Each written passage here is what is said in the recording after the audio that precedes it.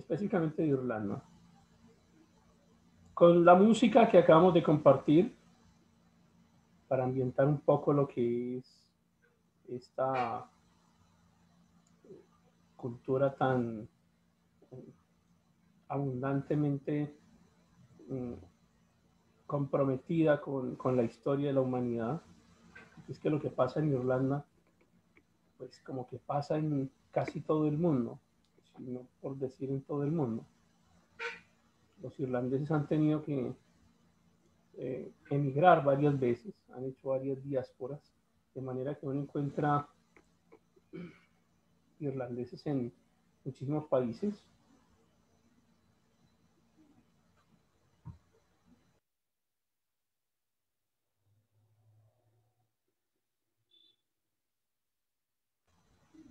El Día de San Patricio lo celebran en Estados Unidos, que parece que fue Irlanda, en Australia, por supuesto, por las connotaciones históricas que veremos. Pero casi en todas partes del mundo conocemos algo de Irlanda, así sea las historias de los duendes, los tréboles, y todo en Irlanda es verde, por eso un poco la imagen aquí de entrada, la geografía irlandesa, una isla, por supuesto rodeada de unos mares fríos, castillos, una gran cadena de castillos, y a la derecha la medalla de la Orden de Orange, que entenderemos en un rato por qué vamos a referirla. Devolviéndonos un poco a temas que ya hemos conversado acerca de la particular historia del Reino Unido, pues el Reino Unido, si hablamos del Reino Unido, tenemos que haber hablado de Irlanda, que hace parte del Reino Unido, de estas míticas piedras que ustedes ya conocen, de las cuales hablamos anteriormente también, que no nos dejan saber a ciencia cierta qué pasó, cuáles fueron las culturas, cuál fue la cultura que hizo parte de esta creación, pero que digamos hace parte de lo que todavía entendemos como un secreto en la historia de Irlanda y en la historia de la humanidad. Y a partir de allí tenemos sin duda que comenzar a hablar de los celtas, por supuesto. Los celtas en Irlanda, como una de las matrices que dieron origen al pueblo irlandés. Los celtas, como estas tribus de guerreros que lograron dominar los metales, que estuvieron en contra de los fenicios y que los derrotaron, los dominaron, y que más adelante vienen a enriquecer toda esta cultura de Irlanda a partir de una gran mitología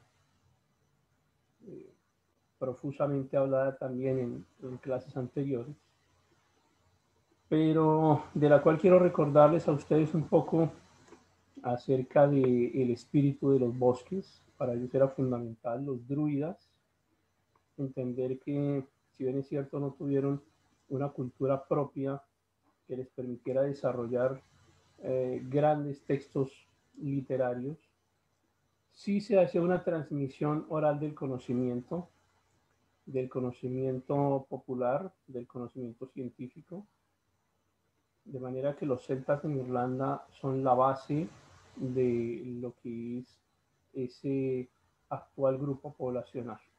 Entonces, los celtas son fundamentales en esta historia, hasta el punto de que nosotros, cuando hemos hablado del catolicismo en Irlanda, hemos hablado del catolicismo celta. Y es que el catolicismo o la religión celta se fusionó con el catolicismo, que aparece más adelante con un personaje también que ustedes recuerdan que es mítico en la historia de Irlanda, que es Patricio, San Patricio, como le llaman los irlandeses, como le llaman los católicos. Un personaje que catolizó a Irlanda, pero la catolizó de una manera muy particular. No fue una catolización similar a la que llevaron los romanos al resto de la Europa, una catolización muy particular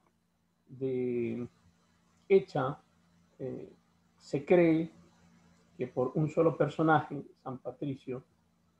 Lo que pasa es que la historia nos muestra a este Patricio en una franja de tiempo demasiado extensa, haciendo demasiadas cosas dentro de la historia irlandesa, hasta el punto en que ya se analiza que probablemente muchas de estas cosas que se le adjudican a un solo personaje no correspondan a un solo personaje, sino que con el paso del tiempo, con el paso de los mitos, como hemos dicho siempre, estos personajes que se destacan en la historia terminan convertidos en mitos y como que trascienden en el tiempo, trascienden en la geografía.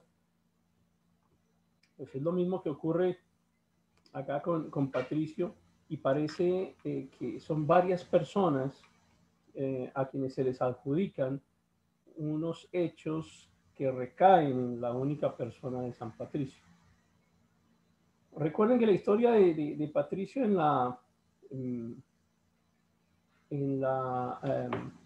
digamos, creencia popular irlandesa tiene mucho que ver con dos elementos que quiero mencionar acá. Uno, el tema de las serpientes. Y es que en Irlanda no hay serpientes. En Irlanda no hay serpientes y los irlandeses creen que no hay serpientes porque Patricio las echó, las sacó a todas. Es uno de los milagros de San Patricio haber sacado las serpientes. Geográficamente se explica por el hecho de que es una isla que al separarse de la masa geográfica continental, pues por sus condiciones climáticas y demás, pues no llevaba serpientes y no se desarrollaron en esa geografía. Entonces en Irlanda no hay serpientes y la creencia popular es que San Patricio las echó al mar, y eso tiene una doble connotación. Primero porque la serpiente pues entendida desde el cristianismo que practicaba San Patricio, era un símbolo de pecado, ¿no? Lo que representa la serpiente para el catolicismo e incluso para el cristianismo, entonces era entendida como una relación con el paganismo. De manera que de San Patricio se dice que echó las serpientes, es decir, echó el paganismo. ¿Sí? Otra cosa que Patricio hizo fue que enseñó a los habitantes de la isla a destilar licores tales como el whisky, de manera que el escocés no solamente prepara whisky, sino los irlandeses también, y la cerveza también, que es muy característica de Irlanda. El día 17 de marzo, ahora muy cerca, en unos días, estarán ustedes pendientes de lo que ocurra en algunos lugares del mundo con la celebración del Día de San Patricio. Estamos más o menos a una quincena de la celebración y recordarán ustedes algunas de las cosas que vamos a mencionar hoy. Entonces es interesante todo esto, cómo ocurre la historia de Irlanda. Es una historia, les insisto, una historia que tiene muchísimas mezclas, cómo termina integrándose la historia de los celtas con la historia del catolicismo romano, pero es un catolicismo, insisto, un poco diferente en el sentido de que Patricio, cuando hace este ejercicio de catolización, de predicar a los irlandeses, a los pueblos celtas, pues realmente lo que realiza es un proceso de sincretismo, mediante el cual algunas de las características religiosas que estaban dentro de la mitología y dentro de la creencia de los celtas son asumidas por el catolicismo como si fueran una sola historia, y algunos de los nombres de los personajes importantes de los celtas son modificados, son cambiados, son integrados con el fin de generar una tradición que integrara todos esos componentes, tanto celtas como católicos. Otro de los elementos fundamentales dentro de la religión y entre las creencias sobre San Patricio tiene que ver con el trébol, y es la forma como él utiliza el trébol, que es elemento característico de Irlanda, cómo lo utiliza para explicar la Trinidad. Tres en uno, el Padre, el Hijo, el Espíritu Santo, explicado a través de un trébol. Esto definitivamente hace que los símbolos, la simbología propia que se encuentra allí en el medio geográfico de los irlandeses, la tradición celta, el hecho de que no tengan serpientes, el uso del licor, el uso de la geografía, los símbolos propios de la región, hacen que este catolicismo sea, insisto, totalmente diferente. Es una mezcla interesante de tradiciones que en algunos casos pueden ser paganas, porque pues, por supuesto estamos hablando de los celtas y estamos hablando de los vikingos que más adelante vienen a confluir también en esta mezcla. No es una mezcla tan profunda como la que hemos visto en los ingleses, ¿no? Los ingleses, ustedes vieron, eh, no solamente aparecen los celtas, sino están los vikingos, están los jutos, están los sajones, están los anglos y los normandos. Si ustedes cogen todo eso, lo mezclan en un frasco y le dan 3 batidas y sale un inglés. Es más o menos un poco lo que ocurre con Inglaterra. Aquí también en Irlanda hay una mezcla, pero no es tan rica como lo que ocurre con los ingleses. Pero sin embargo, no deja de ser una conjunción de grupos poblacionales muy interesantes.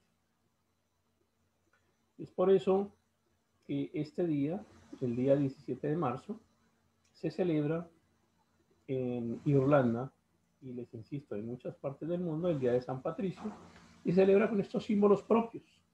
Entonces observen esta imagen, una imagen tomada de internet, por supuesto, donde encontramos los objetos característicos de la isla, el color verde, los sombreros de los duendes, los sombreros que representan los cascos vikingos o celtas, la cerveza, y es un día de celebración, los tréboles. Allí está todo lo que es la cultura irlandesa. En esta fotografía puede uno lograr identificar muchísimos de esos componentes, de esos elementos.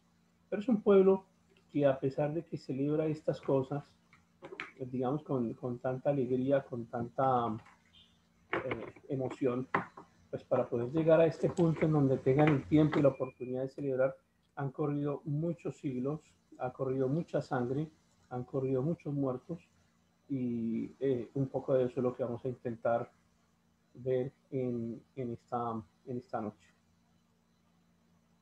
Los romanos, ustedes saben que no alcanzaron a llegar siquiera por encima del muro de Adriano de una forma contundente. Ya ustedes saben que los celtas se refugiaron hacia el norte y ofrecieron una resistencia muy, muy fuerte en contra de los romanos, así que termina levantándose el muro de Adriano, y todo lo que queda debajo del muro de Adriano tiene una altísima influencia romana, y lo que queda por encima del muro de Adriano, entre más arriba esté, pues menos influencia romana tiene. Y por supuesto, estamos hablando de Irlanda, que queda mucho más al norte y además es otra isla, de manera que la influencia de el romano, no solo en su política, sino en su componente militar y religioso, pues no fue realmente fundamental para el desarrollo, por lo menos, de estos primeros tiempos a los que nos estamos refiriendo ahora. Sin embargo, no hay que desconocer que esto que sirvió de defensa para evitar que el Imperio Romano los agrediera como agredió a los demás pueblos europeos, pues ese aislamiento también termina más adelante convirtiéndose en un aspecto negativo para los eventos que luego narraremos. Y es que la religión romana, el catolicismo, no se estableció en Irlanda como se estableció en los demás lugares de Europa. Acá estamos hablando, insisto, en un modelo totalmente diferente. Acá en Irlanda no teníamos esa estructura eclesiástica con el Papa, con sus cardenales, con sus obispos, como terminaron estableciéndolo en las demás regiones de Europa. O sea, la influencia, después de que se acaba, recuerden ustedes la influencia romana política, queda la influencia romana eclesiástica, y por eso es que hablamos del medioevo, y por eso hablamos de esta Edad Media como el momento en donde surgen unos grandes, las grandes influencias de la religión católica sobre las tribus que más adelante conformarían las naciones estado, los, los estados nacionales mejor en Europa. Y mientras tanto, ¿qué pasaba en Irlanda? Lo que tenemos en la imagen. Mientras en el resto de Europa se establecían unos modelos eclesiásticos como los tenía establecidos el catolicismo, en Irlanda se desarrollaron monasterios.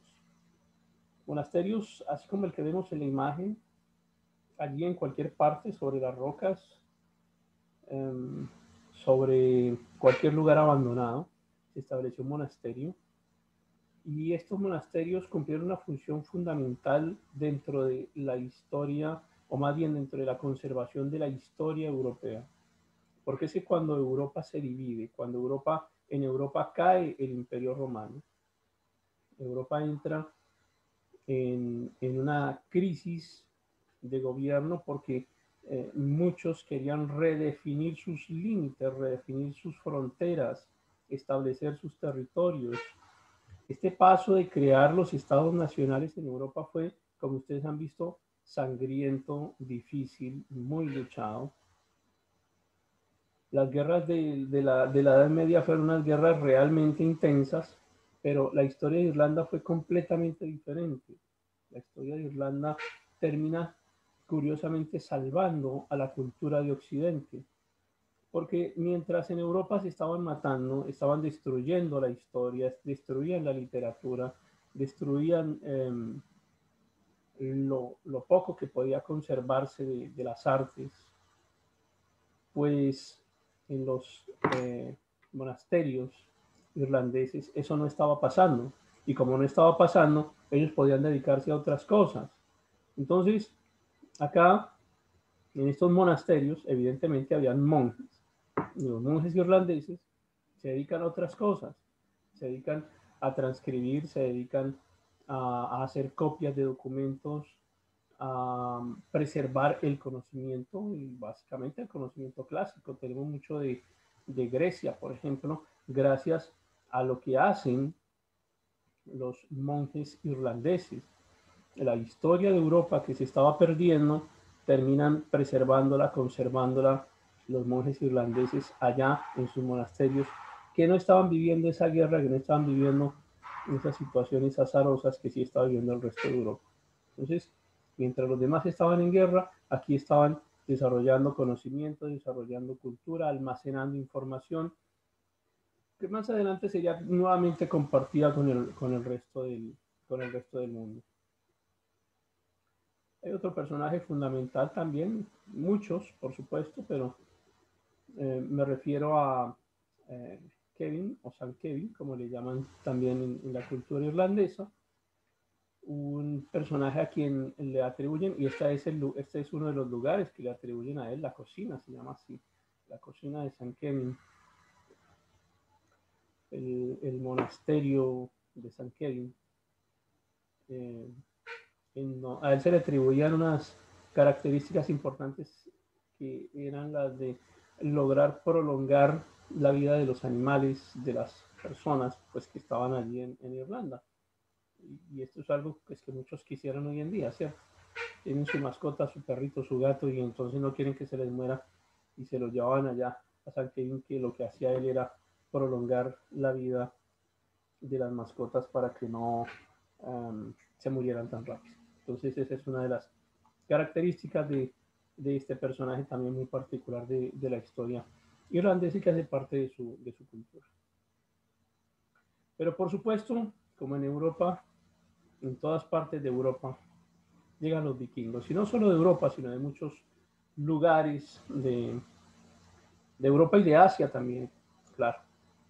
Llegan los vikingos, y los vikingos de quienes ya hemos también hablado profusamente, y quienes tengan alguna duda les sugiero que vean los videos anteriores. Los vikingos son también una matriz poblacional muy importante en Europa. Ellos provienen básicamente de Noruega, de Dinamarca, de Suecia, y se integran a los grupos poblacionales en Francia, acá en Irlanda, por supuesto, llegan hasta Rusia, todo lo que hemos visto de Inglaterra, por supuesto. Y no es que los vikingos hayan llegado acá como invitados a Irlanda, como buenos invitados, no, ellos llegaron saqueando como a todas partes, llegaron con, con esta posición fuerte de guerra, pero su influencia, a diferencia del resto de Europa, también es notable desde el punto de vista de la cultura, porque aquí en Irlanda podemos rastrear un poco de esa cultura vikinga.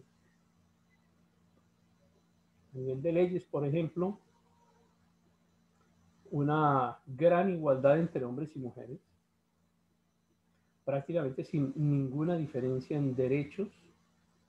Los derechos que tenía un hombre los tenía una mujer, tal cual. Y esto es un aspecto fundamental que incluso se debate en pleno siglo XXI en nuestros países. La igualdad de derechos entre hombres y mujeres. Increíblemente, en algunas partes todavía del mundo no hay una discusión amplia y ni siquiera se plantea la discusión sobre la igualdad de derechos entre hombres y mujeres, y los vikingos aquí ya esa parte la tenían bien clara. Pero no solo eso, sino que en Irlanda también comienzan a construir, a construir una cultura que les permita habitar en Irlanda, que les permita vivir allí. A ellos les gustó Irlanda, les gustaron las tierras irlandesas, a quien no les gusta Irlanda, por supuesto. Y fundaron ciudades, entre ellas la ciudad de Dublín, que es una ciudad emblemática para los irlandeses. Bueno, Dublín fue fundada por los vikingos. Después llegarían otros grupos poblacionales también, claro, llegarían así como llegaron a Inglaterra, a Francia, llegaron los jutos, los bretones, los britanos, y más adelante, por supuesto, los normandos, que ya son otra mezcla poblacional que hace parte de los vikingos. Es decir, recuerden ustedes que los normandos son vikingos. Estamos hablando de unos poquitos siglos más adelante cuando llegan a Francia, y recuerden ustedes que con tal de que no sigan molestando por allá en Francia, les dan unos territorios en la Normandía. Entonces tenemos una Normandía francesa y una Normandía inglesa. Bueno, ellos también llegarán en su momento a Irlanda. Pero el punto al que queremos llegar es que los vikingos entran acá, no, insisto, no como invitados, llegan asolando, llegan atacando, pero en su momento también dejan parte de su impronta cultural, la van sembrando allí en la cultura irlandesa, y hacen unas obras importantes que se mantienen hasta el día de hoy. Acá tenemos una imagen de la ciudad de Dublín, fundada por los vikingos. Es decir, son cosas que trascienden en el tiempo, y no solo esta, hay otras ciudades que podemos identificar en Irlanda y que tienen como tradición el haber sido fundadas por los vikingos. De manera que ya estamos entrando a ver un grupo poblacional del cual hacen parte los celtas, y luego tenemos la influencia de St. Patrick en esas creencias celtas. También viene entonces la influencia vikinga, luego viene la influencia de los bretones, y todo esto va formando una amalgama cultural tan rica y tan llena de diferentes elementos, de diferentes creencias religiosas que terminan haciendo, eh, consolidando esto que venimos mencionando, el hecho de una cultura muy propia, diferente a la del resto de Europa, y una religión, por supuesto, diferente a la del resto de Europa. Dentro de lo que llevan los vikingos, recuerdan ustedes, por supuesto, las creencias con respecto a sus dioses. Freya, por supuesto, una mujer que combatía igual que los demás guerreros que hacían parte de toda esta mitología vikinga.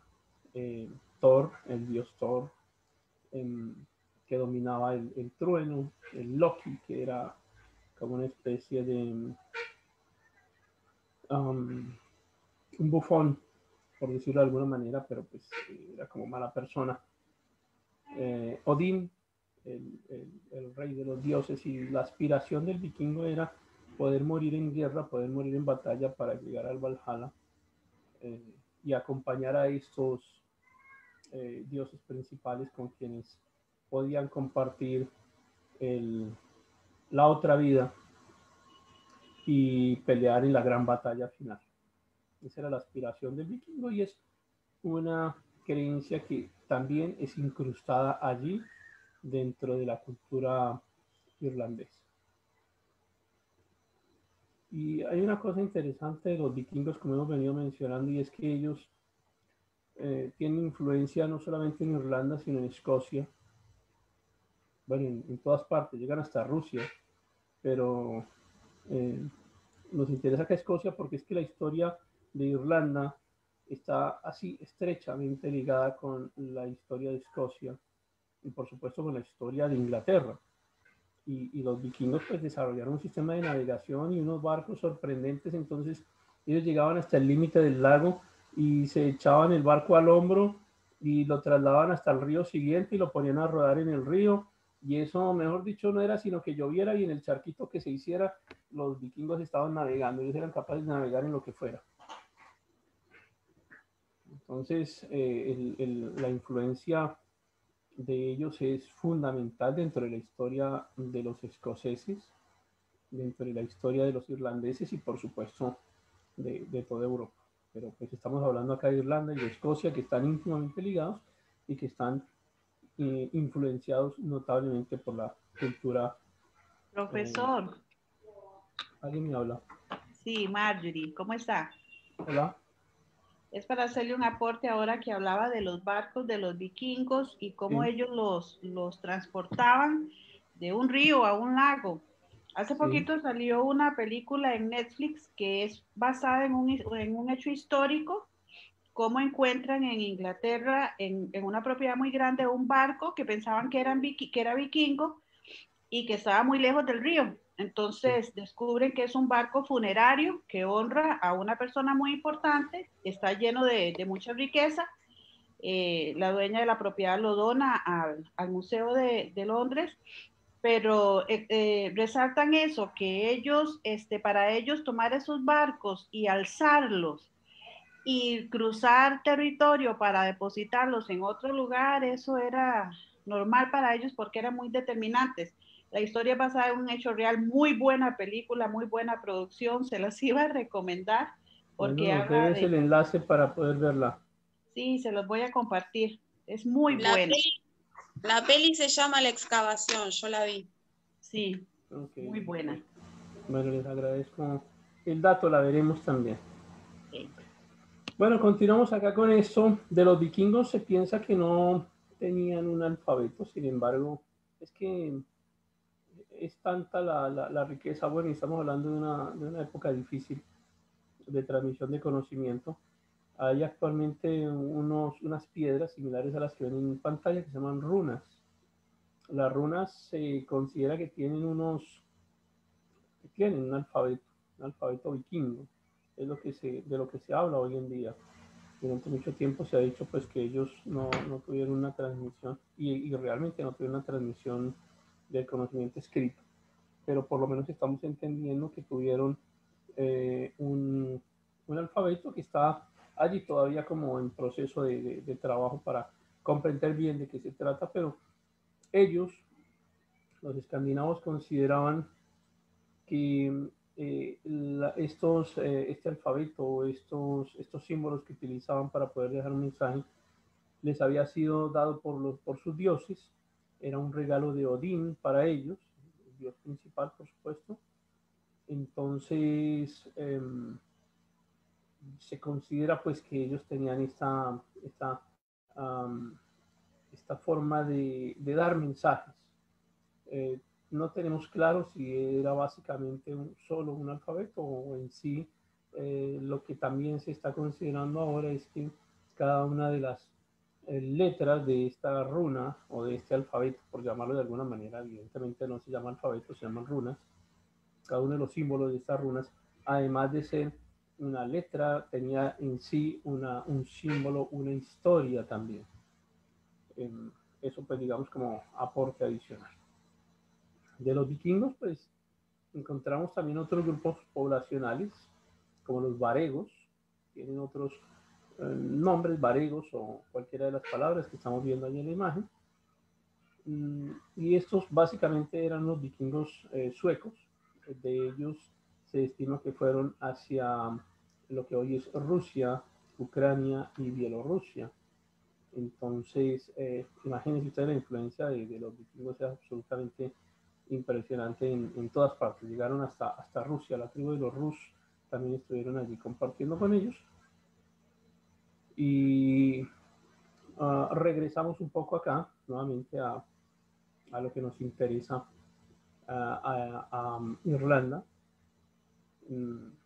Lo que pasa es que los vikingos salían por temporada, ¿no? Entonces ellos esperaban a que cogiera un poquito el sol, a que medio se fuera el hielo, y ya enseguida armaban el plan. Y el plan de ellos de un día de viernes en la tarde era armar el plan para ir a invadir Rusia, o para ir a saquear Francia, o para ir a acabar con París, o cualquier cosa de estas eran sus planes de fines de semana. Entonces ya tenían aburridos a los franceses. Los franceses les dan una tierra allá, les dicen, bueno, vénganse para acá, cojan esta tierra. Allá es donde los vikingos se catolizan. Cuando ellos se catolizan, ya no estamos hablando prácticamente de vikingos, sino estamos hablando de normandos. Los normandos son los vikingos ya cuando están catolizados. Una de las características de los vikingos y de lo que aportaron allá para Irlanda fue el arpa. El arpa es uno de los símbolos vikingos en Irlanda. Ellos cuando terminan viajando por Inglaterra, rodean Inglaterra, siguen ascendiendo y es cuando encuentran Irlanda.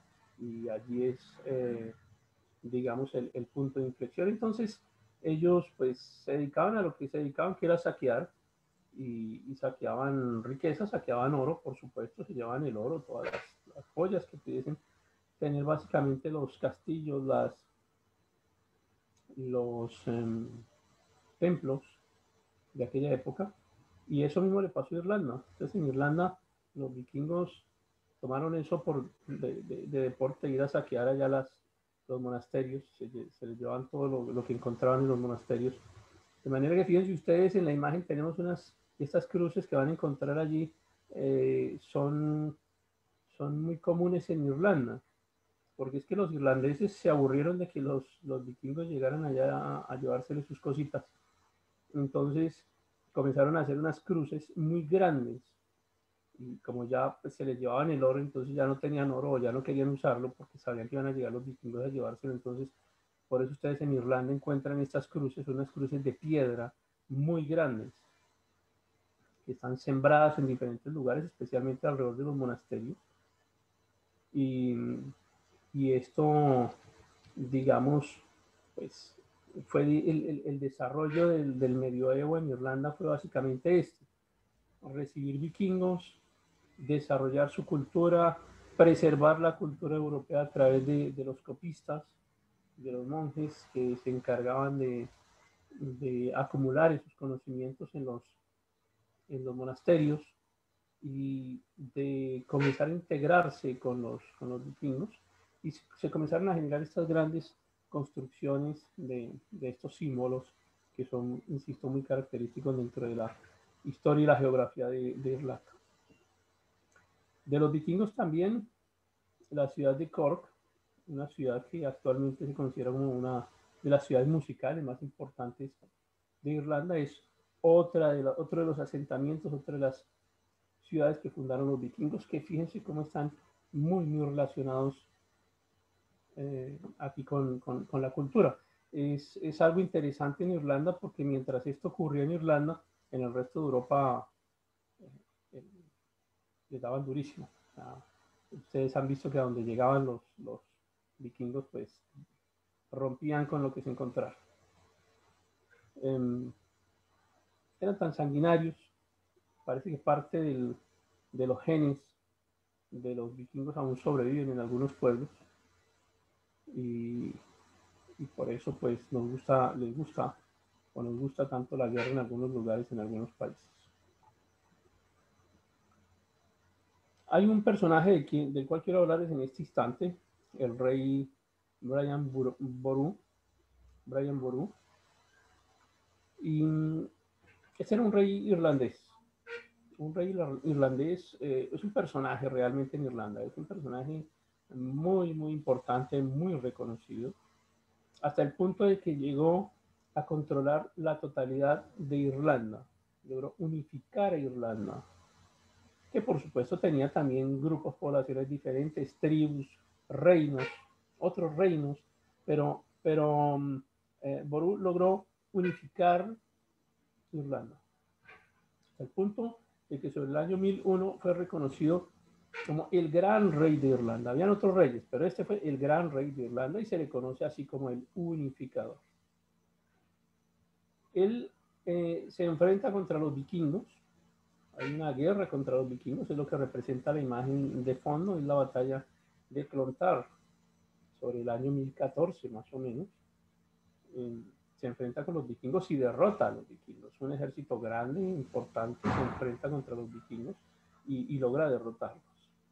Un ejército que estaba comandado por él y por sus hijos. Y digamos que en este punto logran controlar el avance vikingo sin necesidad, digamos, de destruir lo que los vikingos habían hecho al crear estas ciudades que hemos mencionado.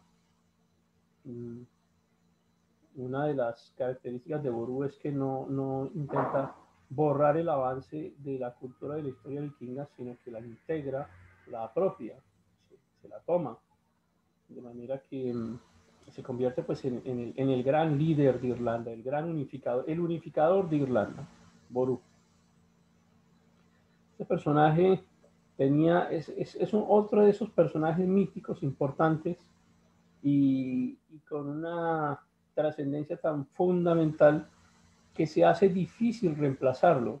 No es fácil reemplazar a Boru cuando él muere, de manera que esa historia de Irlanda termina siendo altamente influenciada por él.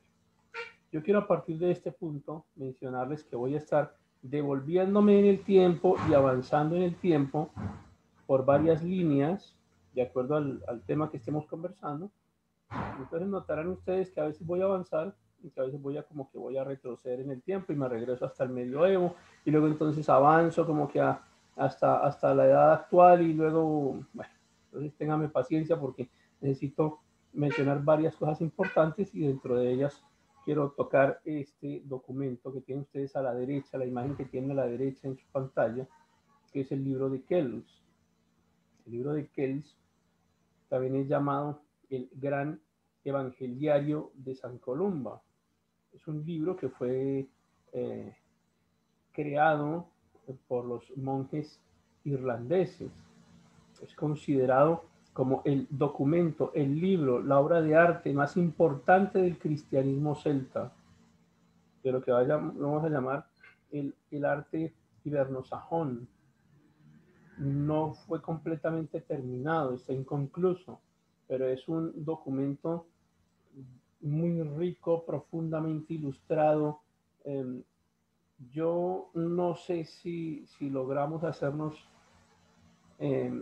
entender, comunicar. Cuando ustedes ven esta imagen que está ahí al lado derecho, observen, ubiquémonos en el tiempo. Estamos en la Edad Media.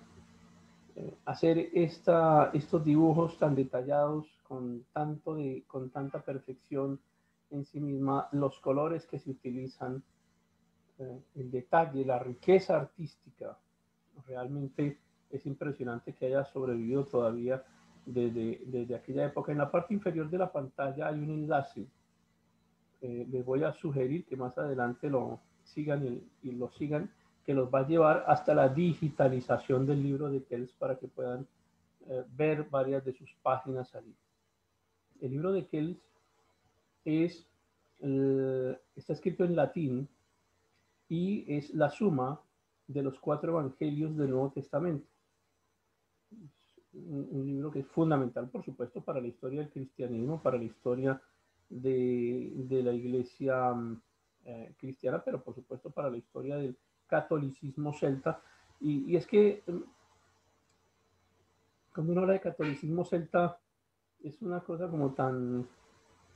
No quisiera yo como encasillarlo, tengo que decirlo de alguna forma, ¿no? Y tengo que utilizar la expresión catolicismo celta, pero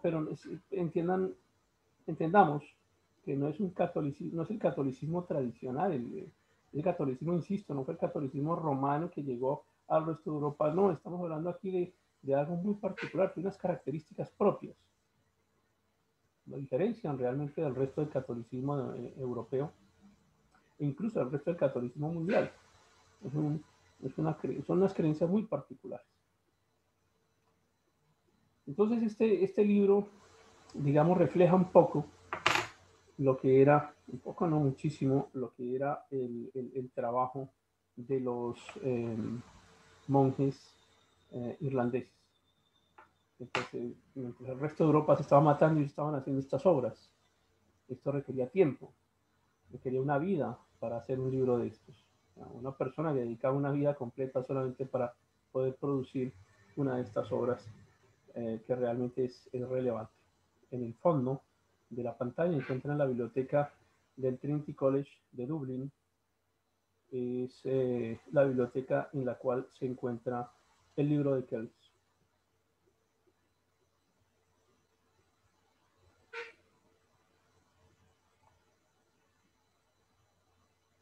Y vamos a recordar acá algunas historias, ya ustedes hemos estudiado en otras ocasiones acerca de Guillermo el Conquistador, por supuesto, de la influencia que tuvo en la unificación de lo que fue la Inglaterra normanda, de cómo Guillermo el Conquistador termina siendo llamado el Conquistador después de que inicialmente era llamado Guillermo el Bastardo, ¿recuerdan? Terminó siendo conocido en la historia como Guillermo el Conquistador, el gran unificador también. Y él llega también a Irlanda, más adelante sembrará su paso por esta isla. Si bien es cierto que el camino de los irlandeses, el camino histórico de los irlandeses, pues ya fue influenciado por los vikingos, como lo vimos anteriormente, pues ahora los normandos también entran a hacer esa influencia, y parte de la influencia de los normandos la ven ustedes ahí en los castillos. Y hay muchos castillos en Irlanda. Aquí vemos en esta imagen, son 4 castillos que están unidos y ellos comienzan a fabricar estos castillos. Parece que fabricaran, no sé, como si fabricaran muebles. Ellos fabricaban castillos. Irlanda está llena de castillos. Es impresionante la cantidad de castillos que tienen allá, además muy hermosos y en unos lugares que son absolutamente asombrosos. Uno no entiende cómo fue que los construyeron allí. Y es parte de ahora de esta nueva oleada de la influencia vikinga, pero en este caso ya unos vikingos normandos no de la fase francesa, sino de la fase inglesa, o del componente inglés. Así que les voy a contar un poquito también acerca de una historia de por qué terminan pidiéndole a los normandos, los irlandeses le terminan pidiendo a los normandos que intervengan en Irlanda. Y acá teníamos entonces 2 componentes, un componente político y un componente religioso. componente político, por supuesto, en cabeza de los reyes, el componente religioso en cabeza de la iglesia, ¿no? En este caso del catolicismo. El catolicismo de una parte del catolicismo europeo y de otra parte del catolicismo celta, pero más adelante, por supuesto, el cristianismo que se produce en Inglaterra y que viene a ser fundamental dentro del desarrollo de la historia irlandesa, pero absolutamente fundamental. Ya les hablé acerca de Brian Boru, el unificador, el gran unificador, el que logra expulsar a los vikingos. Pero luego de que muere el unificador, pues Irlanda no logra unificarse. Y hay tres reyes muy fuertes que están peleándose por el territorio de Irlanda. En medio de esos conflictos hay un rey que termina siendo derrotado, que es el rey de Leicester. El rey de Leicester se llama Diarmuid. El rey de Leicester queda sin trono, o sea, pierde con los otros reyes, lo destronan, le quitan sus territorios y él decide acudir a pedir la ayuda de un conde normando, un conde inglés, que es el conde de Pembroke. El conde de Pembroke es conocido como Arco Fuerte. Arco Fuerte. Los arcos en Inglaterra, por supuesto, que marcaron la diferencia en las batallas. Inglaterra llega a ser imperio, entre otras cosas, gracias a la existencia del arco. El arco, como arma fundamental de guerra, los ingleses no hubieran llegado hasta donde llegaron, pero era un personaje muy, muy conocido por esta época allá en Inglaterra, que era Arco Fuerte. Entonces, Arco Fuerte hace alianza con el rey de Leicester. Ellos tienen o sea, esto no era extraño, era normal, que cuando algún noble perdía su trono, normalmente acudían a la ayuda de otros para que le ayudaran a restablecer su reino y hacían alianzas, hacían pactos. Bueno, eso es lo que sucede acá. El rey de Leicester pierde su territorio y acude a la ayuda de Arco Fuerte. Pero para poder pedirle la ayuda a este conde, el conde de Pembroke, pues él tiene que jurar lealtad a Enrique II. Enrique II es el rey de Inglaterra en ese momento. Ya de Enrique II hemos hablado también bastante. Lo recordarán ustedes porque es el papá de Ricardo Corazón de León, ¿cierto? Entonces, Enrique II es quien se casa con Leonor de Aquitania. Cuando ella se casa con el rey inglés, pues se casa es con Enrique II. Ya ustedes también saben de Leonor de Aquitania, toda la influencia que tuvo. Alguna vez hablamos allá de las cortes del amor, de toda la influencia que tuvo Leonor de Aquitania. No entraremos en detalle con eso, pero quiero decirles pues que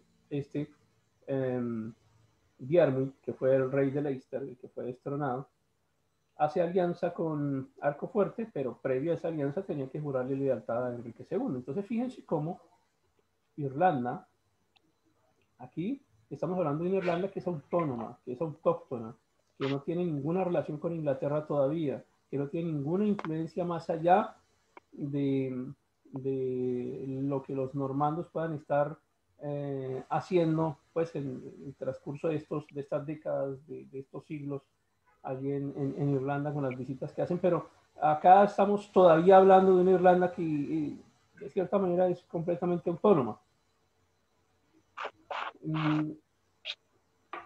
El negocio consistía en que si lograban recuperar sus tierras, pues el rey de Leicester le daba al conde de Pembroke, a Arco Fuerte, le daba participación en sus territorios, y eso pues es un buen negocio porque es que imagínense que Inglaterra también es una isla y no tiene para dónde más ir, entonces uno con ganas de tener más tierras y tener más poder y más señorío, pues no había más para dónde, se acabó la tierra. Entonces acá le están dando la posibilidad de que llegue Irlanda, de obtener territorios. Además, el rey de Leicester le dice a Arco Fuerte que no solo eso, sino que además le ofrece a su hija, que se llama Aoife, se la ofrece como esposa, digamos, para hacer una alianza más duradera, más fuerte. Era la forma en la que se sellaban, y ustedes han visto que la forma como se sellaban las alianzas y cómo se trataban de unir reinos, y era por estos vínculos de familia, estos vínculos matrimoniales. Entonces llegan a ese acuerdo, el Arcofuerte le dice al rey de Leinster que listo, que está bien, vamos para esa, y entonces se van para la guerra todos. Y la buena noticia es que ganan la guerra y la mala noticia es que matan al rey de Leinster. Y pues aquí evidentemente hay un juego de tronos bien interesante, porque pues el conde de Pembroke, Arcofuerte, ya estaba casado con Aoife, que era la heredera de Leinster, del reinado de Leinster, pero pues el papá se murió porque lo matan en la batalla. Entonces ahora, ahí por jugada de tres bandas, termina Arcofuerte siendo el rey de Leinster, es decir, termina siendo rey de una parte del territorio de Irlanda. No tenía nada que ver allí, por supuesto no tenía nada que ver, pero termina siendo rey de parte del territorio de Irlanda. Y por supuesto que esto le gustó a Enrique II, porque pues ustedes imagínense, con semejante consejera que tenía Leonor de Aquitania, que le hacía guerra por cualquier problema que tenía. Recuerden que esta Leonor de Aquitania era como terrible y terminaba haciéndole guerra hasta su propio marido, le hizo hasta guerras civiles. Con semejante consejo, pues claro, andaban felices los ingleses, y el rey de Inglaterra andaba feliz porque ahora tenían un territorio en Irlanda a través de el conde de Pembroke, quien ahora se convirtió en rey de Leinster. Esa es la forma como los ingleses comienzan a tener participación dentro del territorio y señorío dentro del territorio irlandés. De manera que el rey normando termina siendo rey de Irlanda. Enrique II comenzó a tener esa autoridad dentro de Irlanda, y es a partir de estos eventos de guerras civiles en Irlanda que se suman a esos otros eventos políticos que hemos venido mencionando. Eso de una parte. Estamos hablando del poder político. Pero ¿y qué pasa con el poder de la iglesia? ¿Qué pasa con el poder espiritual? Que ya estaba aquí andando el tema de la iglesia católica, estaba muy fuerte. Estamos en la época en la que la iglesia católica es muy fuerte, por supuesto, en Europa. Y pues hay una característica de la iglesia irlandesa, y es que la iglesia irlandesa no le respondía a nadie, ¿no? Por eso es que digo yo que es como una especie de catolicismo, pero es un catolicismo un poco extraño, porque no tenía, digamos, esa línea jerárquica, o no se sometía a una línea jerárquica como si se sometían los demás países. Acá no, Irlanda no, a Irlanda el Papa le resbalaba, o sea, ni para allá ni para acá, no tenía nada que ver con ellos. Y aparece un personaje que se llama Adriano II. Adriano II es Papa en esta época, es el Papa de esta época. Adriano II, que además es inglés, y pues aparece un documento del cual habíamos hablado alguna vez en clases anteriores, muy anteriores, por allá comenzando las primeras clases cuando habíamos hermenéutica. Les hablé de un documento que se llamaba La Donación de Constantino, y recuerdo que les mencioné sobre este documento. Decíamos que se descubrió que era un documento apócrifo. Cuando hemos hablado de documentos falsos, se descubrió porque imagínense, siendo de la época de Constantino, hablaba de feudos. O sea, y la palabra feudo este tipo de organización pues no tenía nada que ver. Allá en la época de Constantino no existían los feudos. Esto es propio del medioevo. Pero la donación de Constantino, básicamente, que era un documento apócrifo, un documento falso, se lo atribuyeron a Constantino y se lo atribuyó un papa, pero tiene que hacer con un poco de territorios. Entonces, digamos, para darle un toque legal a quedarse con todos esos territorios, inventaron este documento. Pero no fue este Adriano II, fue otro papa.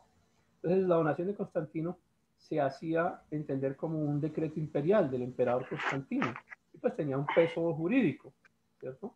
Ese peso jurídico lo quería hacer valer Adriano II en este caso. Profesor, Disculpe, hay un Galaxy A20 que está cortando el audio, no lo podemos escuchar, se corta cada vez que el teléfono ese está haciendo... Un segundo, trato de cerrar. Listo, gracias, ya lo acabo de apagar todo. Entonces, les decía, este documento llamado así, la donación de Constantino, lo que hacía era decir que el emperador Constantino le reconocía al Papa Silvestre I la ciudad de Roma, o sea, se la daba, se la donaba, pues, por eso se llama donación, le da al poder espiritual, le da un poder material. ¿Representada en qué? Representada en la ciudad de Roma, en otras provincias de Italia, y básicamente en el Imperio Romano de Occidente. Y es lo que se conoce como el patrimonio de San Pedro.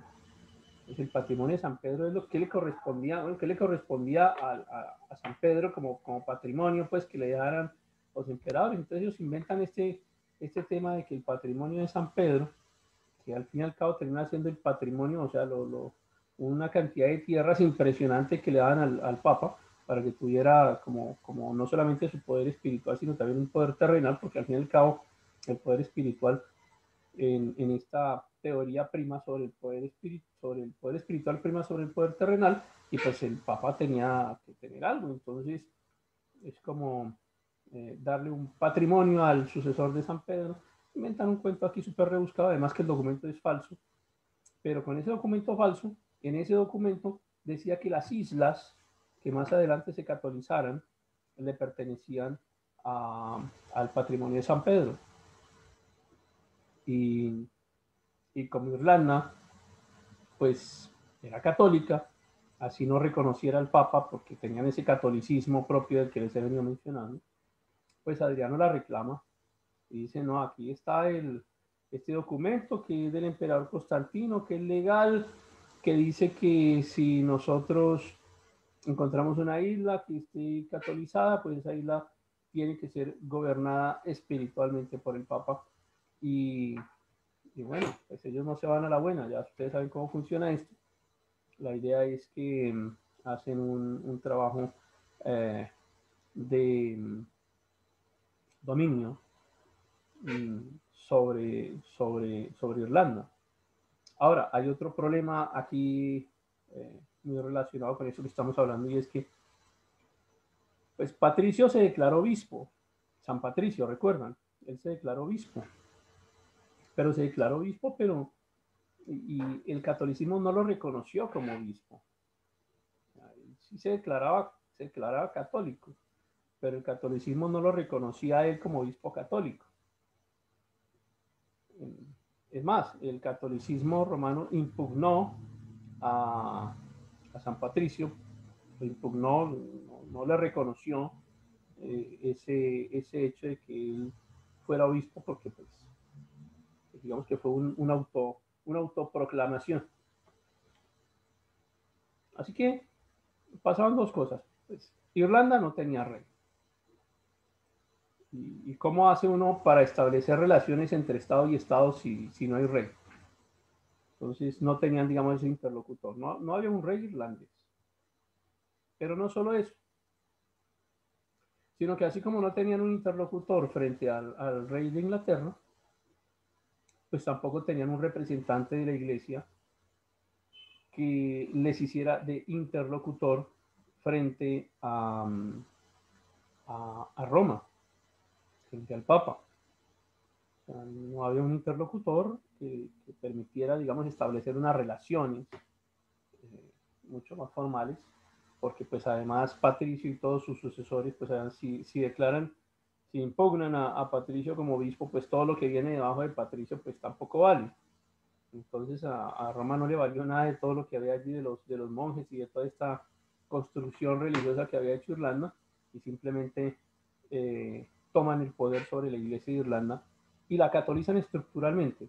Es decir, envían ya a sus monjes católicos de tradición romana, los envían a Irlanda para que asuman el control de los monasterios para que asuman el control de las abadías y de todo lo que representaba ese catolicismo tan particular y tan propio que había creado Irlanda. Entonces, acá pues hay sí, digamos, una reclamación del poder del Papa a través de este documento, que es la donación de Constantino, el Donatio Constantino, mediante el cual pues establece que las islas que fueran catolizadas quedarían bajo la autoridad del Papa, y esa es la razón por la cual, fundamentados en un documento falso, se apropian de toda la riqueza cultural que tenía Irlanda a través de su propia construcción de religión de tantos siglos. Esto para recordarles, esta imagen para recordarles un poco acerca de la historia de Inglaterra, que ya la hemos visto, pero recuerden ustedes que teníamos a un personaje que logró también en otro de esos momentos de crisis de Inglaterra, logra unificarla, logra mejorar las finanzas de Inglaterra, pero no solo eso, estoy hablando de Enrique VII, sino que logra subordinar a Irlanda. El rey que logra subordinar a Irlanda fue Enrique VII. Enrique VII, el papá de Enrique VIII. Ya de Enrique VIII también hemos hablado ampliamente. Entonces, acá generamos algo que se llama la fusión anglo-normanda. La fusión anglo-normanda se le llama así a ese proceso mediante el cual Enrique VII logra hacer que Irlanda quede completamente subordinada a Inglaterra. ¿Cómo entraron entonces? Ya vimos la historia a través de este rey irlandés que pidió ayuda a los normandos y que muere durante la batalla. Entonces, porque el conde se casa con la hija del rey, entonces ahora el rey también allá en Irlanda, y esa es la puerta de entrada mediante la cual entran los ingleses, y a los ingleses les queda gustando Irlanda porque tienen para dónde expandirse. Al mismo tiempo ya están buscando por allá en Escocia. Ustedes saben que Inglaterra llega a ser un imperio, y por aquí comienza como el laboratorio de imperio, comienzan con Irlanda y con Escocia, por supuesto. Entonces, aquí es cuando aparece Enrique VIII. Ya ustedes conocen a Enrique VIII y la historia de sus esposas. Y Enrique VIII llega a nombrarse no solamente rey de Inglaterra, sino que Enrique VIII lo entendemos como rey de Inglaterra y señor de Irlanda, era su título. Siendo así entonces las primeras colonias de Inglaterra, tanto Escocia como Irlanda.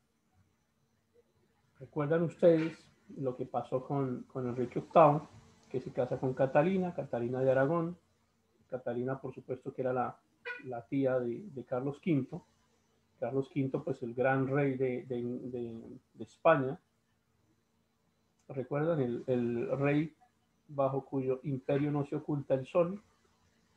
Y pues ya después de que ya no le gustó Catalina porque le dio como heredero a una niña y él no quería niñas porque tenía que mantener la línea sucesorial, entonces necesita divorciarse de Catalina y le queda gustando a Ana Bolena, pero Enrique VIII se mete primero con la hermana de Ana Bolena y ella le advierte y le dice, bueno, pilas con esto porque él busca apenas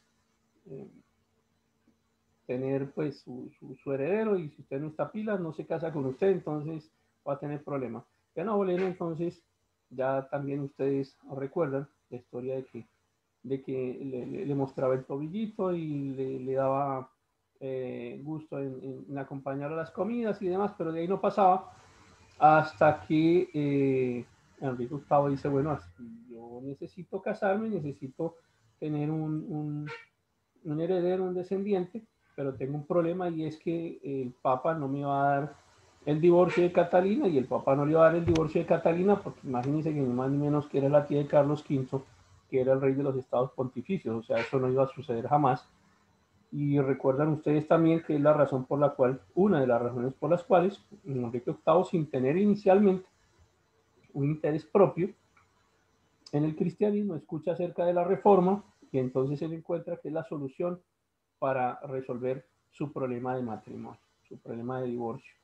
En 1533 Enrique VIII desconoce al Papa, y pues si uno desconoce al Papa, entonces ¿quién queda a cabeza de la iglesia? Porque hay una iglesia, pero si desconoce al Papa quién es cabeza de la iglesia, pues él es la cabeza de la iglesia, el mismo Enrique VIII.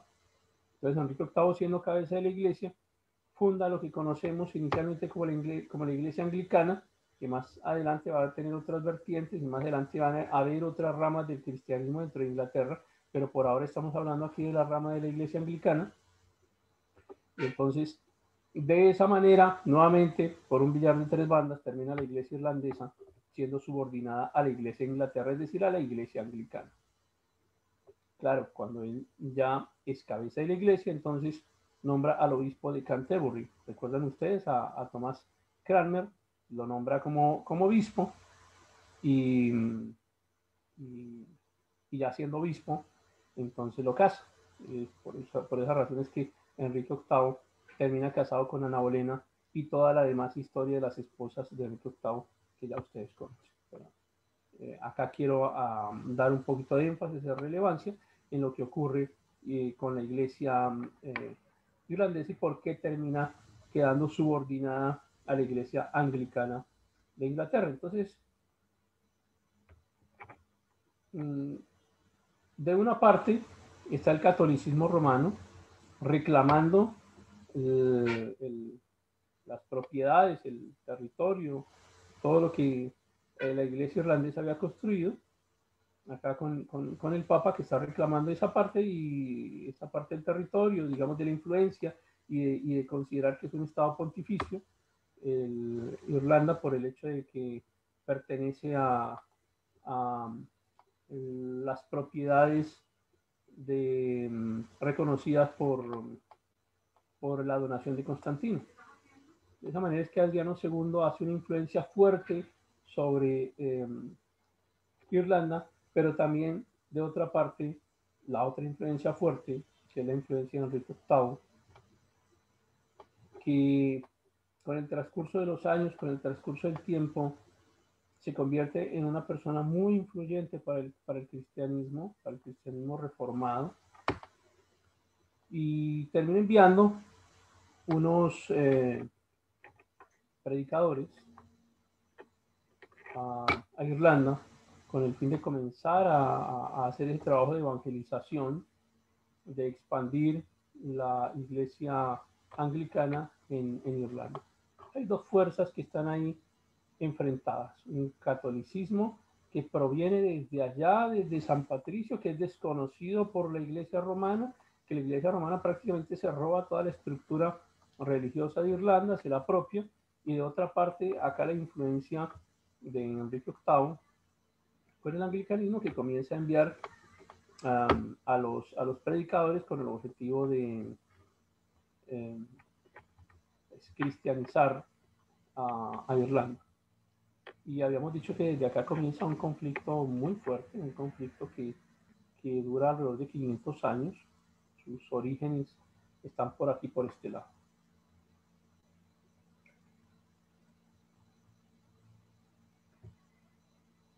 Todo este proceso de subordinación religiosa tiende a consolidarse con el tiempo. Es una consolidación bien interesante desde el punto de vista de que parece que como que lo político no influyera, lo político fuera por un lado y lo religioso fuera por otro. Pero en este punto, con respecto a Irlanda, los reyes ingleses como que sí se ponían de acuerdo para actuar en un solo frente, a diferencia de lo que pasaba en Inglaterra, porque en Inglaterra se daban las cosas a nivel de enfrentamientos religiosos de una manera. Con Irlanda los mismos reyes atendían de otra forma. Voy a tratar de explicarlo de esta manera. Ya vemos entonces que Enrique VIII se asume como señor de Irlanda, por supuesto por ser cabeza de la iglesia anglicana, pues el anglicanismo tiene un peso preponderante y hay un apoyo económico y se envían los misioneros para hacer la evangelización allá en Irlanda. Ya ustedes saben también que Ana Bolena, después de que se haya casado con Enrique, le da una niña a Enrique, y que es Isabel, o la reina Elizabeth. Y bueno, también decapitan a Ana Bolena y le arman ahí un complot jurídico. Le dicen que estaba traicionando al rey Enrique, la decapitan. al final de la vida de Enrique aparece Catalina Parr. Catalina Parr, imagínense ustedes, acaba de recibir también el título como reina consorte de Irlanda.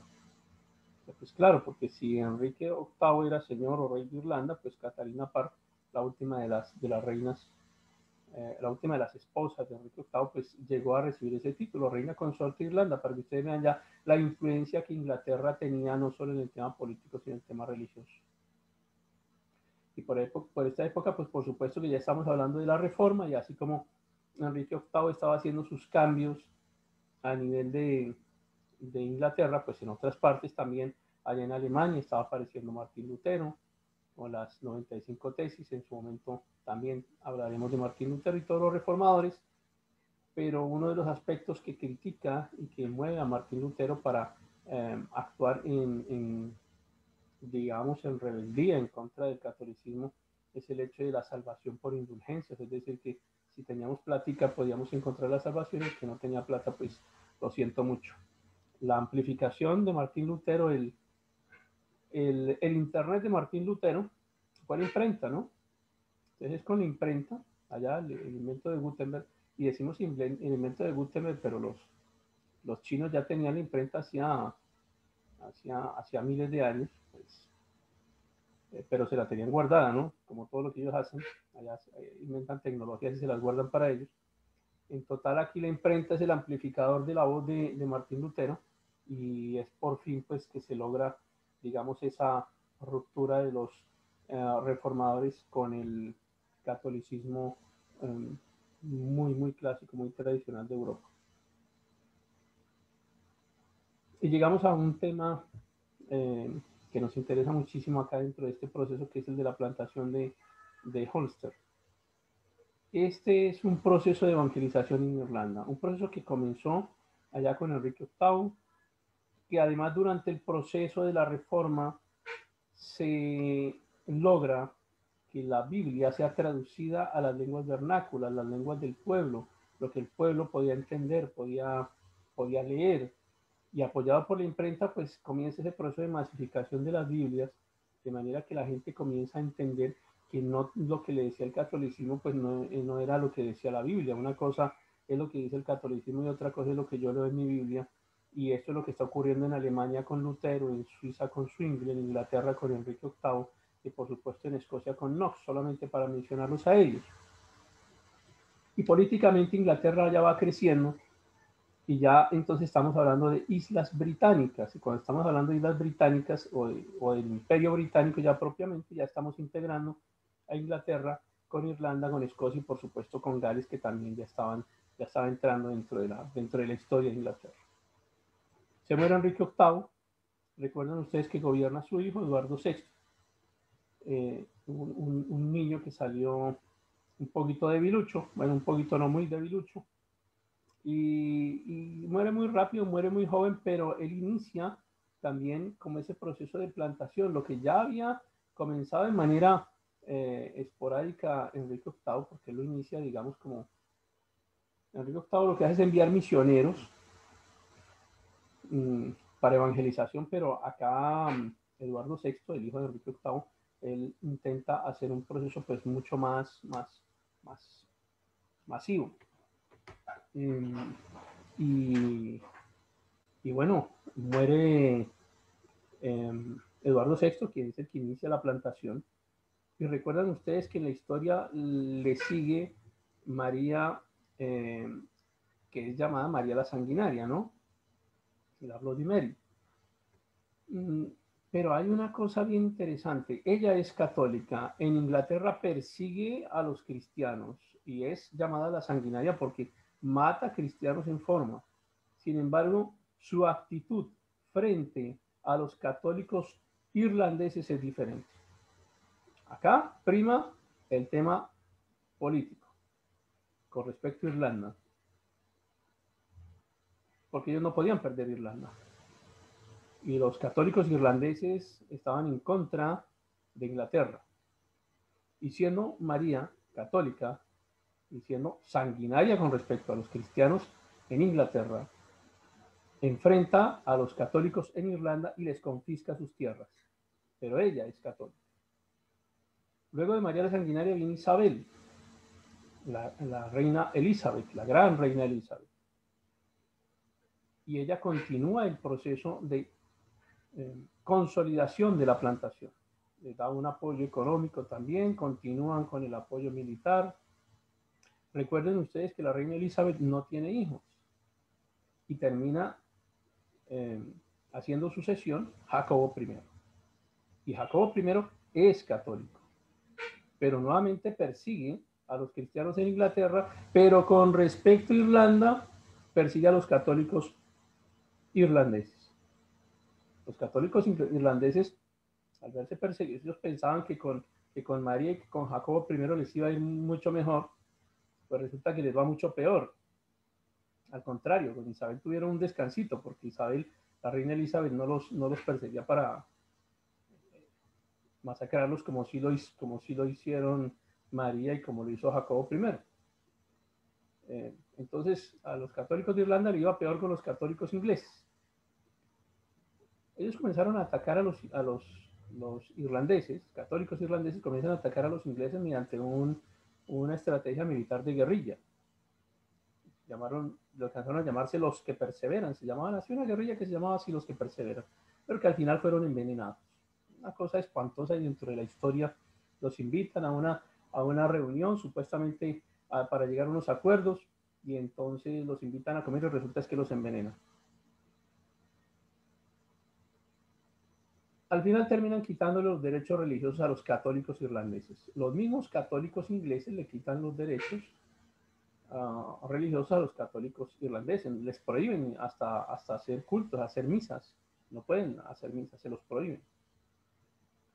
Estamos hablando de la forma en la que se inicia la plantación de Ulster, de la forma en la que se consolida esa plantación, los eventos que hacen que se consolide eso, que inicia como un proceso de evangelización allá con Enrique VIII, que por supuesto tenía un contenido político de consolidar a Irlanda como parte de Inglaterra, pero que también tenía un proceso de querer evangelizar y de querer compartir ese anglicanismo que estaban haciendo en Inglaterra con Enrique VIII, y a él le interesaba que se conociera ese proyecto espiritual, ese proyecto religioso.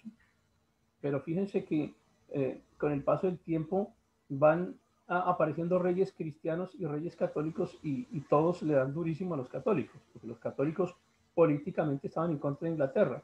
Entonces acá como que prima Inglaterra, y no podemos perder Inglaterra pues por unos católicos rebeldes. Es más o menos lo que ocurre aquí con Irlanda, de manera que se inicia esta guerra que alrededor de 500 años persiste hasta el proceso de paz del año 1991, aquí pegadito, estamos hablando de muy poco tiempo, con un tratado que se llamó los Acuerdos del Viernes Santo, y que en mayor parte pues ha logrado la pacificación de Irlanda, pero que todavía pues hay unas cosas allí importantes que hay que resolver. Pero me devuelvo un poquito aquí en el tiempo. Con Jacobo I, que recuerden ustedes que era el hijo de María Estuardo, y ustedes recuerdan que la reina Elizabeth hace decapitar a María Estuardo porque ella le organiza una componenda pues para hacerla destituir. Elizabeth tenía un cargo en su haber político, y era que pues si a su mamá, Ana Bolena, la habían matado porque había traicionado al rey, pues sobre ella pesaba el hecho de que era una hija bastarda de Enrique VIII, la palabra fea que utilizaba en aquella época. Entonces pues había dudas sobre el hecho de que pudiera ser reina. Por eso es que María Estuardo quiere quitarla del poder, y al final, después de que ya la reina Elizabeth consolida un poco su reinado y logra fortalecerse, termina ejecutando también a María Estuardo, y esto le trae un problema gravísimo con los escoceses, un problema que más adelante tendría repercusiones también grandes con España. Entonces hay una fuerte influencia tanto de España como de Francia, como de Escocia también.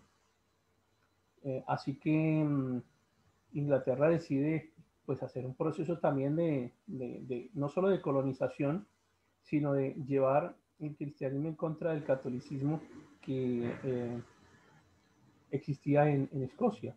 Pero ya hay otras ramas del cristianismo derivadas del protestantismo. El protestantismo tiene varias ramas. Entonces, siempre les he mencionado que hay como dos líneas del cristianismo en este punto de la historia. Una línea del cristianismo que viene allá desde la época de Jesús, desde Jerusalén, que ha seguido predicando, que ha seguido trabajando en otras partes del mundo, que está allá por Oriente, lejano, y parte llega acá a Inglaterra, a Europa, pero se esconde un poquito allí, y es cuando surge la reforma, que se crea esa otra vertiente, esa otra línea del cristianismo, que surge con los reformadores. Cuando los reformadores leen la escritura y dicen el catolicismo no está haciendo lo que dice la escritura, no tenemos nada que ver acá con esto, entonces se crean esas otras líneas, y una de ellas es el presbiterianismo. Entonces esos escoceses presbiterianos, que sobre 1622 contaban más o menos unos 6.500, terminan duplicando, se pasan a ser casi 13.000, y ocupan la tierra en Escocia, la tierra de los escoceses, de los Highlanders.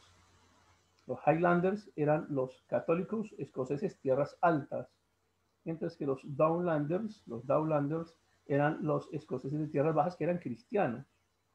Entonces estos escoceses presbiterianos cristianos son los Downlanders, mientras que los católicos son los Highlanders. Pero ante esta presión que estaban recibiendo también de Jacobo I era católico, pero nuevamente les insisto, ocurre que en Inglaterra mataban cristianos, pero en Irlanda y en Escocia mataban católicos con el fin de mantener firme el reino.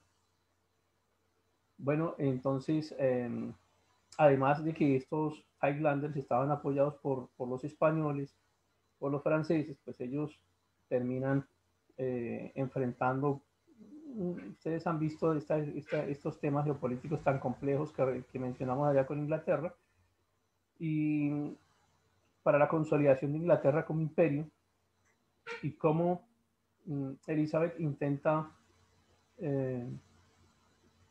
llevar las cosas muy suavecito con España, hasta el punto en que ya no se puede, después de que ocurre todo lo de María Estuardo, que es la excusa para que España ataque a Inglaterra con su famosísima Armada Invencible, y cómo la Armada Invencible es vencida básicamente por unos eventos naturales que terminan destrozando los barcos españoles.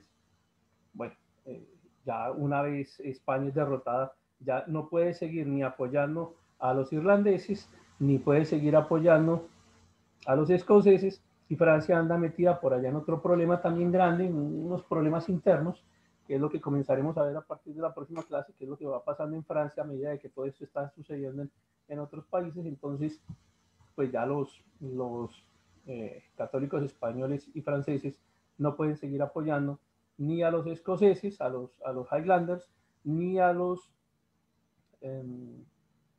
católicos irlandeses, y comienza pues a darse realmente un proceso de consolidación de la dominación inglesa sobre Irlanda. Voy a dar un salto y luego me regreso. Un salto en muchísimos siglos más adelante. Les voy a hablar de este personaje que tiene en pantalla, que se llama Eamón de Valera. Eamón de Valera es un personaje que en medio de todo este conflicto que hemos venido mencionando, que ocurre durante el medioevo y todo lo que hemos venido explicando acá durante la clase, muchos siglos después, ese conflicto persiste, el conflicto sigue, hasta el punto en donde hay unos movimientos rebeldes muy fuertes, y hubo específicamente un evento que se llamó la Rebelión de la Pascua. La Rebelión de la Pascua participa Eamón de Valera, y ellos, junto con otros copartidarios, deciden que van a inventarse una Irlanda separada de Inglaterra. Él está en esa rebelión, es capturado, pero no lo ejecutan, porque a los demás capturados sí los ejecutaron. Este se salva, y se salva porque había nacido en Estados Unidos y además tiene un ancestro español. Entonces, como para evitar temas allí políticos y cuestiones de nacionalidad, entonces a este no lo matan, no lo ejecutan. A los demás sí los condenaron a muerte por rebelión. y además porque una rebelión muy fuerte, o sea, esta gente, este señor Ramón de Valera mataba a muchísimas personas también, o sea, ellos eran un movimiento armado muy fuerte.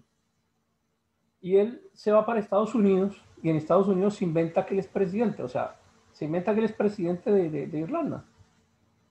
Y es una cosa extraña porque es una cosa así como imaginaria. O sea, él de la nada dice que él es presidente.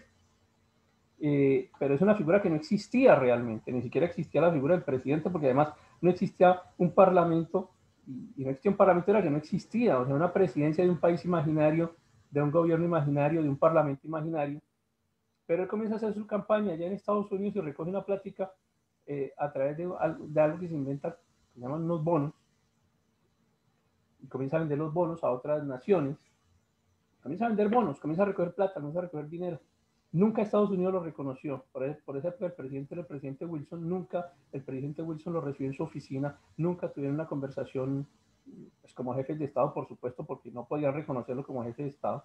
Además, porque Estados Unidos no se iba a meter en un señor problema con Inglaterra por reconocer a Ramón de Valera como presidente de algo que no existía. O sea, era una nación que existía en el imaginario. Ahora, pero resulta que es un imaginario que termina creando un país.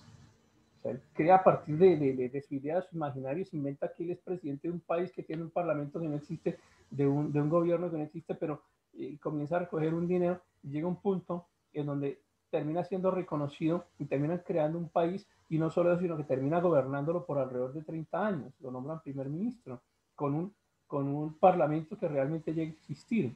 Y ese parlamento lo llega a nombrar primer ministro, y él se hace llamar el presidente de Irlanda, el primer presidente de Irlanda del sur, porque toda Irlanda no está unificada en este instante. Yo les he hablado hasta ahora de una sola Irlanda, pero realmente hoy en día existen dos Irlandas, que es una Irlanda del norte y una Irlanda del sur.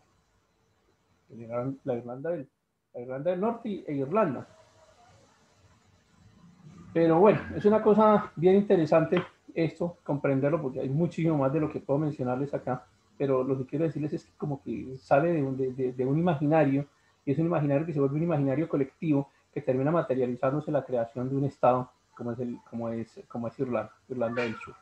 Existe hoy en día este partido político que se llama el Fianna Fáil, que es uno de los partidos políticos más influyentes de Irlanda, y pues uno de sus creadores es Ramón de Valera.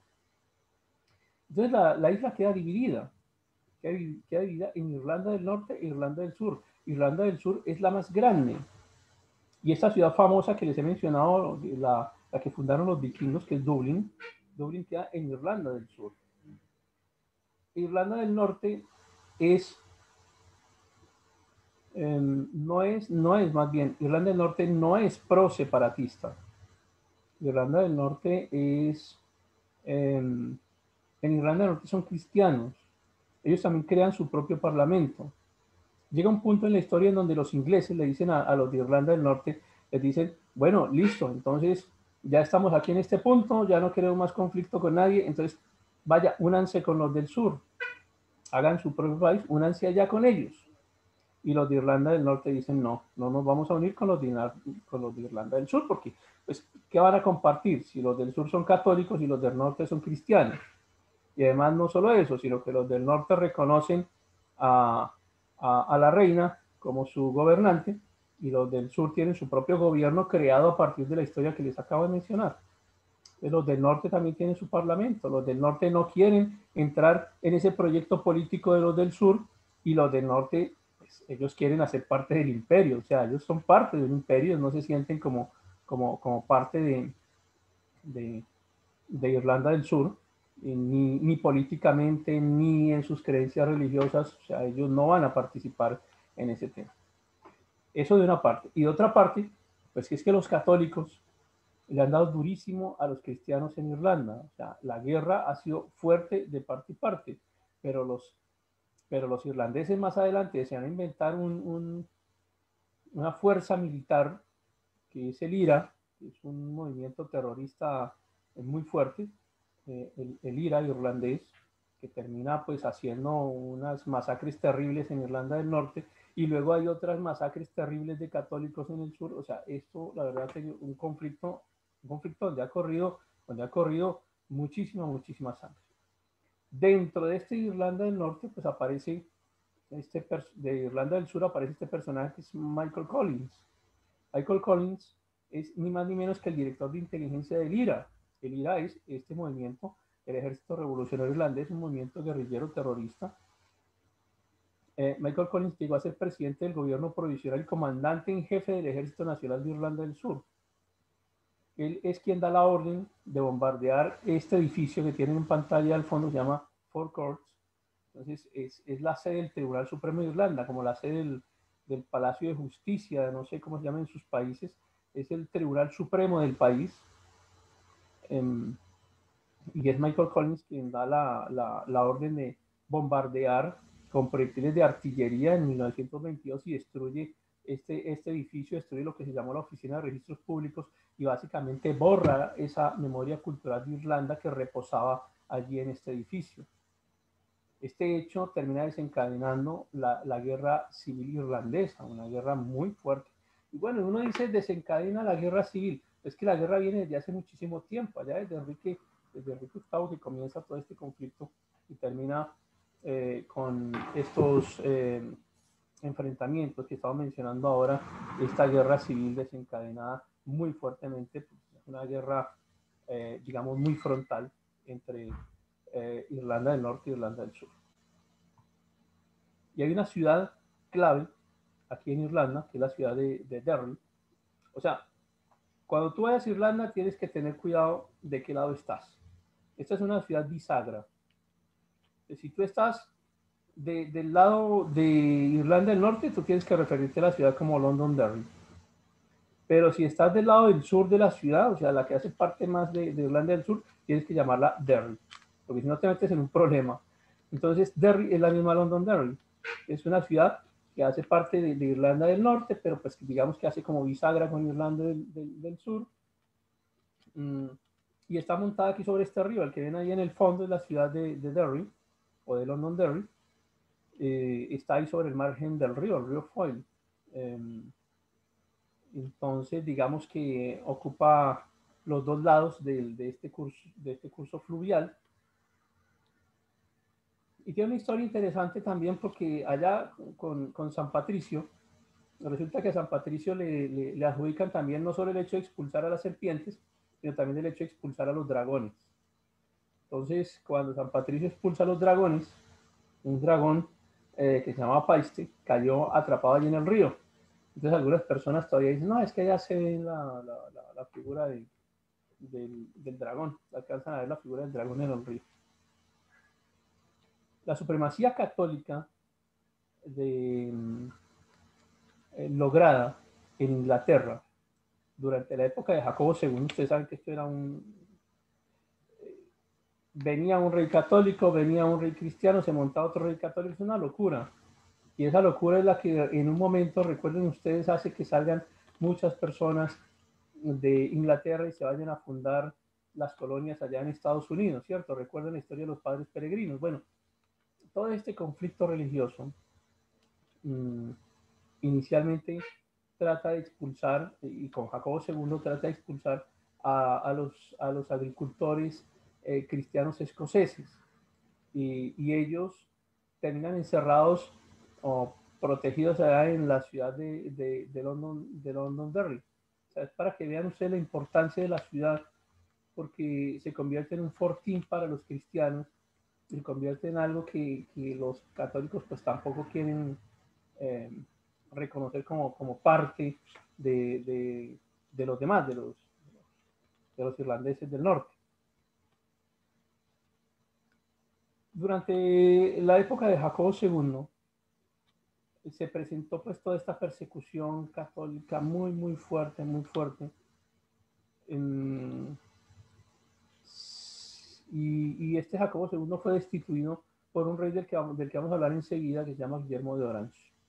Los católicos irlandeses fueron castigados después de perder una batalla que la vamos a mencionar ahora. Les quitaron sus derechos a trabajar en entidades públicas, les quitaron el derecho a tener escuelas católicas. Digamos que los que ganaron no querían tener más problemas, no querían tener más adoctrinamiento, Entonces, ni problema con el Estado, que venga gente con otras creencias a hacer que el Estado funcione mal, y el adoctrinamiento que hacía a través de las escuelas católicas, pues también quisieron prevenirlo. Se tomaron unas medidas muy fuertes, de manera que los católicos quedan minoría en esta ciudad, un país que básicamente era dirigido por cristianos. Los católicos estaban acorralados socialmente por lo que se llamó la Orden de Orange, ahora se la voy a mencionar. Les dan subsidio, no los dejan morir de hambre, les dan subsidio, pero no los dejan trabajar. Esa radicalización iba de parte y parte, porque pues en Irlanda del Sur también radicalizan la persecución contra los cristianos. Entonces todo cristiano que estaba en Irlanda del Sur le toca salir de ahí e irse para Irlanda del Norte. Y la acción del IRA en Irlanda es muy fuerte, porque ellos son muy agresivos, son terroristas, ellos no se van con términos medios. Son proyectiles, son bombas, es un ejército entrenado, es un ejército terrorista muy fuerte, de manera que llega a ser tanta la maldad pues del IRA que Irlanda del Sur no lo reconoce. Ellos políticamente dicen que no los apoyan, que no tienen que ver con ellos, o sea, técnicamente no los apoyan y los condenan. Públicamente los condenan, pero por debajo de cuerda realmente el IRA es el brazo paramilitar de Irlanda del Sur. Y el IRA se divide en dos grupos, o bueno, en varios grupos, pero tiene una facción que se llama el IRA provisional, así se llamaba, IRA provisional, muy agresivos, y hacen unas campañas de guerra, pero unas campañas de guerra fuertes, con explosivos de alto poder. Hay un momento en donde ponen en una sola de estas campañas 22 bombas en contra de Irlanda del Norte. Son unos enfrentamientos muy fuertes los que hace el IRA. Y llega un punto en donde como que esto ya está tan masificado hacia el año 1969, a todo este conflicto de Irlanda se le conoce como los problemas. Así, simplemente los problemas. Los problemas es el nombre que se le da a este conflicto entre las dos Irlandas. Después de todos estos ataques terroristas del IRA en contra de Irlanda del Norte, entra el ejército británico tomando el control de Irlanda del Norte, de manera que el IRA entonces comienza a atacar también a Inglaterra, básicamente haciendo atentados terroristas en Londres. Entonces la escalada de enfrentamientos pues, realmente fue muy fuerte. Me regreso en el tiempo. Voy a volverme acá hasta lo que llamamos la Guerra Guillermita. La Guerra Guillermita, o también llamada la Revolución Gloriosa. Entonces está Jacobo II gobernando en Inglaterra, nos regresamos varios siglos nuevamente, estamos en 688, y básicamente pues el católico quería darle ciertos privilegios religiosos a los católicos, pero pasando por encima del Parlamento. Otra vez otro rey que quiere pasar por encima del Parlamento. Y ya hemos visto cómo esto en Inglaterra no se puede. Allá desde la época de Juan Sin Tierra, recuerden ustedes el reconocimiento de la Carta de Derechos, la Carta Magna. Bueno, le fue muy mal a otros reyes anteriormente que intentaron pasarse por encima de la Carta Magna, uno de ellos decapitado, como ya lo hemos mencionado. Ahora le toca a Jacobo II de Inglaterra, quien quiere anular las leyes del Parlamento mediante decretos reales, es decir, otra vez otro rey absolutista que quiere pasar por encima del Congreso. Este Jacobo II es por encima del Parlamento. Este Jacobo II fue el último rey católico que gobernó en Inglaterra. Hay un movimiento que se llama el movimiento jacobita de Escocia. El movimiento jacobita de Escocia fue un movimiento también de católicos que perseguían cristianos y fue promovido y encabezado por este rey Jacobo II. Él por allá tenía un enviado que era un vizconde de Dundee, que fue a quien mandó allá a matar cristianos. Acá se matan por deporte también, entonces, bueno, Jacobo II hacía ese tipo de patrocinio. Entonces aparece una pareja que estaban por allá en otro lado y los mandan llamar a Inglaterra para resolver este problema, y dentro de este par de personas está María II de Inglaterra. María II llegó a ser conocida como reina de Inglaterra, Escocia e Irlanda. Imagínense el poder de Inglaterra ya en ese instante, hasta dónde estaban llegando sus alcances de tipo imperial. María II, ni más ni menos que era la hija de Jacobo II. Y ella estaba casada con Guillermo de Orange. Guillermo de Orange y María II de Inglaterra van a enfrentar a Jacobo II y pues lo destronan. Hay unos enfrentamientos que son relevantes dentro de la historia de Inglaterra, la batalla de Boyne y otro se llama el sitio de Derry, sí, de esta misma Derry que hemos hablado anteriormente.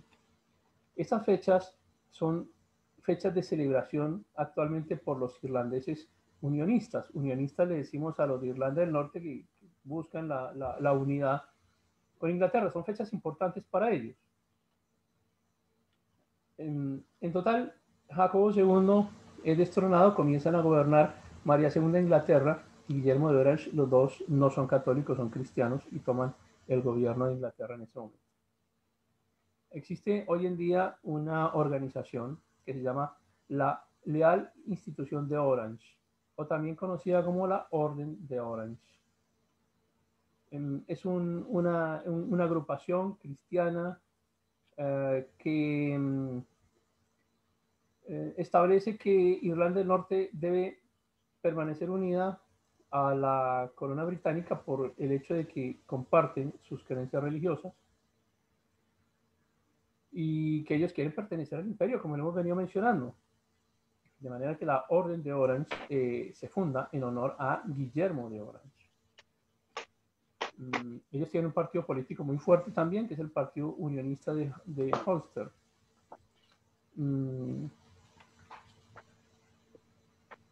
Yo lo que quiero mencionar acá es que a partir de este momento, de esta guerra que hemos venido mencionando, de la batalla de Boyne, del sitio de Derry, que son eventos fundamentales dentro de la historia de Irlanda y dentro de la historia de Inglaterra, de allí en adelante ya no más Irlanda del Norte tendrá un predominio católico y no será...